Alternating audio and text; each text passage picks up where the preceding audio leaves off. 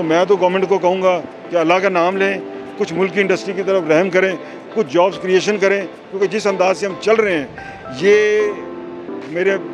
मैं कहना नहीं चाहता, कहता कहता रुक गया हूँ। ये कोई अच्छी सिमत नहीं है, ये कोई अच्छी पॉलिसीज़ नहीं है, ये कोई अच्छी डायरेक्शन नहीं है। कोई अल्लाह का नाम लें, मुल्क की सनत चलने दें।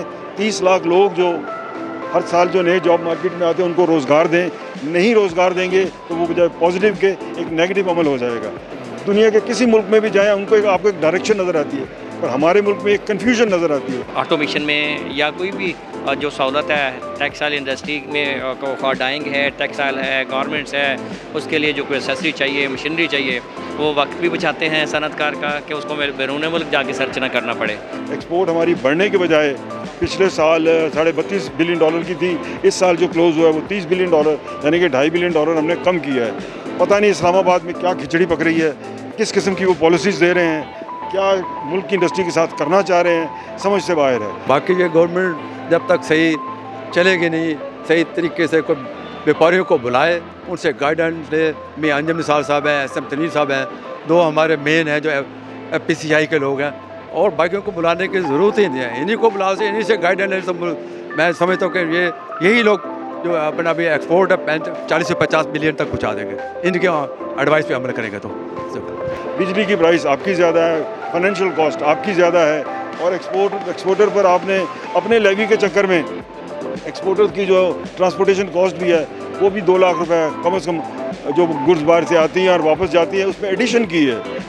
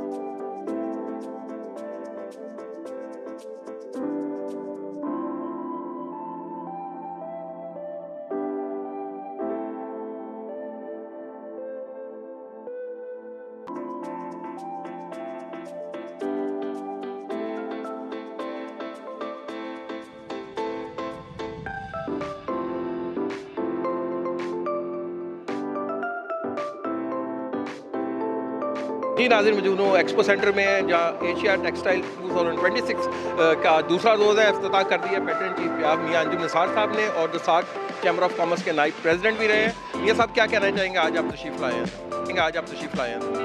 जी माशाल्लाह गहमा गहमी है और टेक्सटाइल एशिया गेटवे वालों ने के ताउन से ये अपना एग्जीबिशन मुनक़द हो रही है।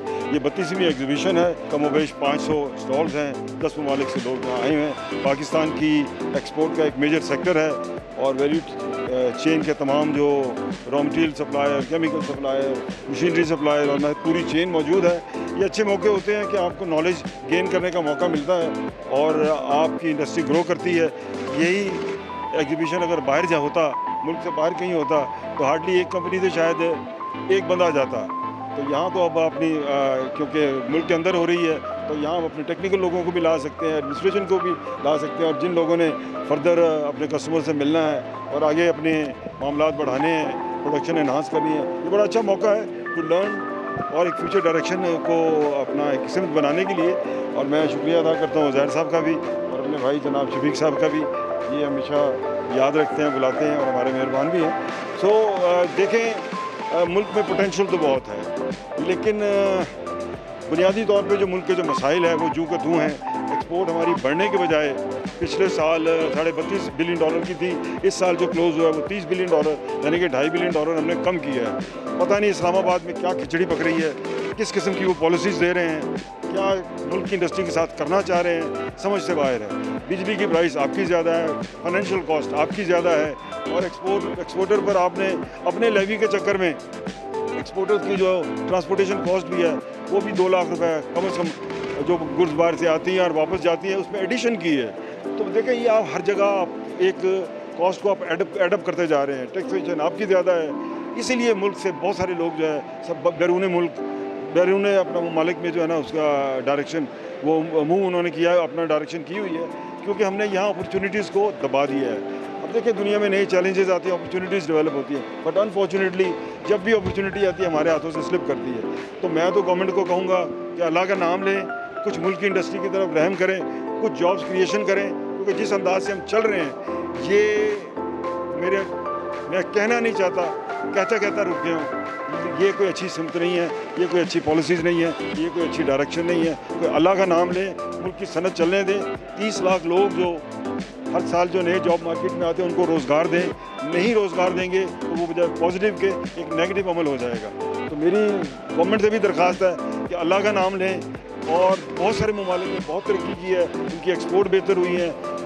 दुनिया के किसी मुल्क में भी जाएँ उनको आपको एक डायरेक्शन नज़र आती है, पर हमारे मुल्क में एक कन्फ्यूजन नज़र आती है। ये कन्फ्यूजन किसने दूर करनी है? ये गवर्नमेंट ने दूर करनी है। तो बहरहाल जहाँ तक लोगों का ताल्लुक है, एंटरप्रेन्योर्स का ताल्लुक है, इंडस्ट्रियलिस्ट का ताल्लुक है, एक्सपोर्टर का ताल्लुक है, वो तो अपने तौर पर कोशिश कर रहे हैं और इंशाल्लाह कोशिश करते भी रहेंगे। लेकिन अगर गवर्नमेंट इस्लामाबाद रहम करेगा इंडस्ट्री पर तो फिर ही जाके मसला हल होगा। शबान अख्तर साहब भी हैं। शबान साहब, आप क्या कहना चाहेंगे चेयरमैन साहब? बिस्मिल्लाहिर्रहमानिर्रहीम। जी माशाल्लाह उज़ैर साहब जो कि MD हैं टेक्सटाइल एशिया के, उन्होंने हमेशा कोशिश की है कि एक प्लेटफार्म पे मुल्क व मिलत के लिए ऑटोमेशन में या कोई भी जो सहूलत है टेक्सटाइल इंडस्ट्री में फॉर डाइंग है, टेक्सटाइल है, गारमेंट्स है, उसके लिए जो कोई एक्सेसरी चाहिए, मशीनरी चाहिए, वो वक्त भी बचाते हैं सनतकार का कि उसको बैरून मुल्क जाके सर्च ना करना पड़े। तो ये एक हमारे पैटर्न चीफ साहब ने कहा है कि एक नॉलेज गेन करने का ज़रिया भी है। आइए देखिए, एक प्लेटफार्म पे ये 500 एग्जिबिटर्स हैं, 10 ममालिक से आए हैं। विज़िट करें और आप डोर स्टेप पे आपको वो मशीनरी, वो मालूमात, हर चीज़ हासिल होगी इंशाल्लाह। बस मैं टेक्सटाइल एशिया के हवाले से बात करूँगा कि माशाल्लाह हर साल अच्छे से अच्छा होता है, लेकिन इस दफ़ा माशाल्लाह और ज़्यादा अच्छा ही नज़र आ रहा है। तो सबसे ज़्यादा जो फ़ायदा होता है वो SMEs को होता है, क्योंकि SMEs बाहर जाते हैं तो वो अफोर्ड नहीं कर सकते। तो उनके लिए यहाँ पर मतलब जैसे मियाँ साहब ने फरमाया कि टेक्नीशियन को भी ले जाते हैं, आसानी से आ जाते हैं, मालूमात ले लेते हैं, तो उनके नॉलेज में इजाफा होता है। किसी ने नई मशीन लगानी या नया सेटअप करना हो तो उनके लिए आसानी है, स्पेशल SMEs के लिए। तो बाकी ये गवर्नमेंट जब तक सही चलेगी नहीं, सही तरीके से कोई व्यापारियों को बुलाए, उनसे गाइडेंस ले। मियां अंजुम निसार साहब हैं, SM तनीर साहब हैं, 2 हमारे मेन हैं जो FPCI के लोग हैं, और बाकियों को बुलाने की ज़रूरत ही नहीं है, इन्हीं को बुला से, इन्हीं से गाइडेंस मैं समझता हूँ कि यही लोग जो अपना अभी एक्सपोर्ट 40 से 50 बिलियन तक पहुँचा देंगे, इनके एडवाइस पे अमल करेंगे तो। जी नाज़रीन, गुफ्तगू सुनी मियाँ अंजुम निसार साहब की, शबान साहब की, सदीक साहब की। उन्होंने यही कहा कि पाकिस्तान में तो हमें कोई कन्फ्यूजन नज़र आ रही है इकनॉमिक पॉलिसीज़ के हवाले से, जबकि दुनिया में हमें डायरेक्शंस नज़र आती हैं। और उन्होंने कहा कि जी 32 अरब डॉलर की जो लास्ट ईयर थी हमारी एक्सपोर्ट्स, वो कम होकर 30 अरब डॉलर के करीब रहेगी, यानी 2 अरब डॉलर की कमी आई है। तो इस्लामाबाद वालों को होश के नाखुन लेने चाहिए, स्टेक होल्डर्स के साथ मिलकर मशावरत करके पॉलिसियाँ बनानी चाहिए ताकि पाकिस्तान की एक्सपोर्ट्स में इजाफा हो सके। जी।